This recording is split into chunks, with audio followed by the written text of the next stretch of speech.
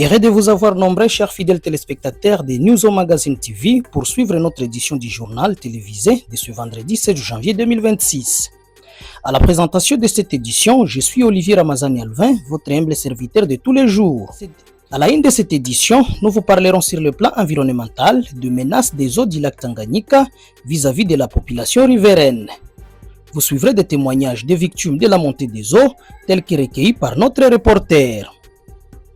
Sur le plan sécuritaire, nous vous parlerons de l'annonce par l'AFC M23 du retrait de ses troupes dans la ville d'Uvira.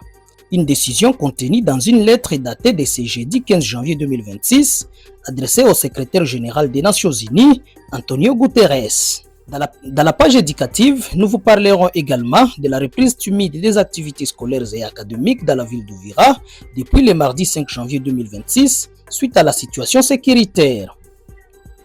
Pour terminer, nous vous amènerons dans la salle de l'hôtel Shalom à mairie d'Uvira, où l'organisation Groupe Milima a organisé une journée de réflexion sur la lutte contre les discours de haine et la désinformation en faveur des différentes couches sociales. Dans une poignée de secondes, les détails.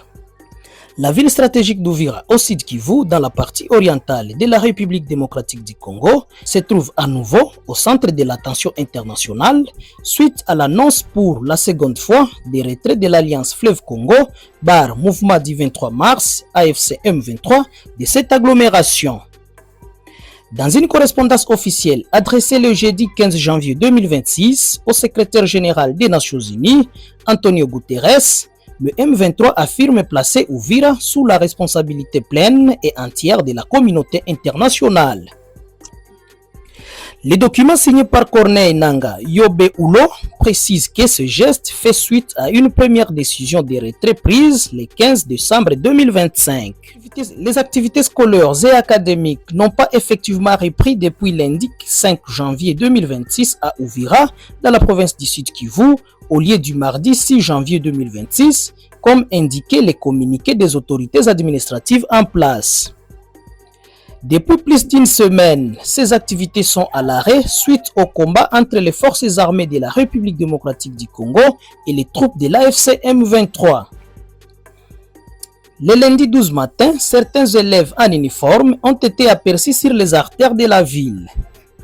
Dans quelques établissements, tant publics comme privés, les enseignants et responsables scolaires ont répondu présents à l'appel à la reprise des cours. Cependant, l'ambiance n'était pas totalement sereine. Certains parents, hantés par la peur, ont hésité d'envoyer leurs enfants à l'école.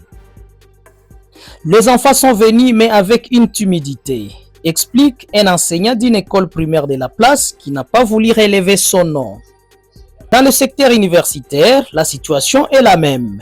Seuls quelques étudiants de l'université Notre-Dame de Tanganyika ont été visibles dès le premier jour de la reprise. Nous sommes confrontés à une situation qui ruine notre cursus universitaire. La mesure de reprendre les activités est la seule option qui va sauver cette année académique. Voilà pourquoi nous la souhaitons, mais notre sécurité doit être garantie et une priorité pour toutes les parties, a confié un étudiant de l'INDT en faculté de l'économie. Par contre, certains parents rencontrés disent ne pas être pour la reprise des activités scolaires comme académiques au regard de la situation sécuritaire encore précaire à Uvira. Réagissant promptement, certaines écoles comme les Anges du Ciel ont diffusé des messages encourageant les parents à envoyer leurs enfants à l'école tout en respectant les heures habituelles. Le prophète a souligné l'importance de garantir des conditions pédagogiques optimales pour les élèves en incitant le chef d'établissement à collaborer avec les comités des parents pour évaluer le processus de la reprise des cours. Au cours des 4 dernières années, de fortes pluies persistantes suivies d'inondations, de glissements de terrain et de vents violents ont fait monter les eaux du lac Tanganyika à des niveaux dangereux, engloutissant des routes entières, des marchés, des maisons, des cours d'école et des églises.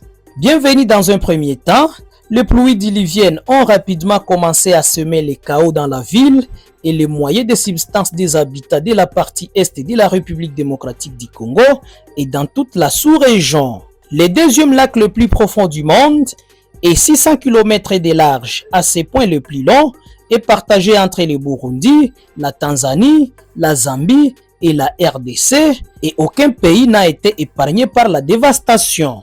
Rien qu'à Uvira, au Sud Kivu, plusieurs milliers de personnes ont été touchées par les inondations depuis avril 2020 jusqu'à présent. Fidèles téléspectateurs, ainsi s'achève notre édition du journal télévisé en langue française. À la présentation, j'étais Olivier Ramazani Alvin.